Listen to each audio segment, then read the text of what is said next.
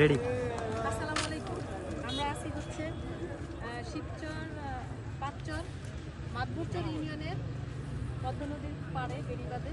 আজকে আমি আপনাদের একটু ঘুরে দেখাই যে আমাদের এই বেড়িবাঁধে কী আছে, কী ছিল আর কী হয়েছে। আমরা একটু আপনাদেরকে দেখাবো, আপনারা একটু দেখেন যে আমাদের এখানে কী আছে।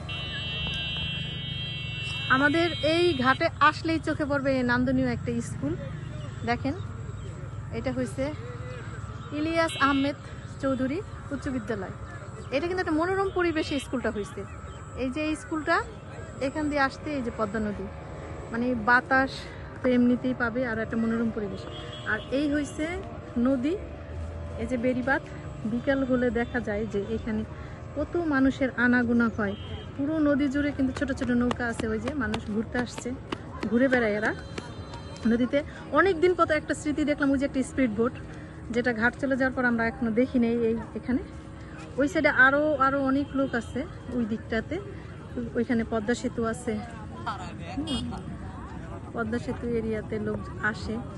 তো যাই হোক, এই যে বিকেলবেলা অনেক লোক আসে ঘুরতে। ওই সাইডেও প্রচুর লোক আছে। এই দেখেন বেড়িবাঁধ, এত সুন্দর বেড়িবাঁধ। বিগত সরকারের আমলে এই বেড়িবাঁধের কাজ হয়েছে, এই বেড়িবাঁধ হয়েছে। এখানে মানুষ ঘুরতে আসে, ক্ষণস্রোতা নদী ছিল এটা। অনেক স্মৃতি আছে এখানে। যাই হোক, এখানে আপনারা আসবেন, আপনারা ঘুরতে আসবেন, দেখতে আসবেন। আরও যখন বেশি পানি হয়, এই পর্যন্ত পানি চলে আসে, তখন আরও সুন্দর হয়। তো ভালো থাকেন, আমাদের জন্য দোয়া করেন, আমাদের ভিডিওতে লাইক কমেন্ট শেয়ার করে দিন।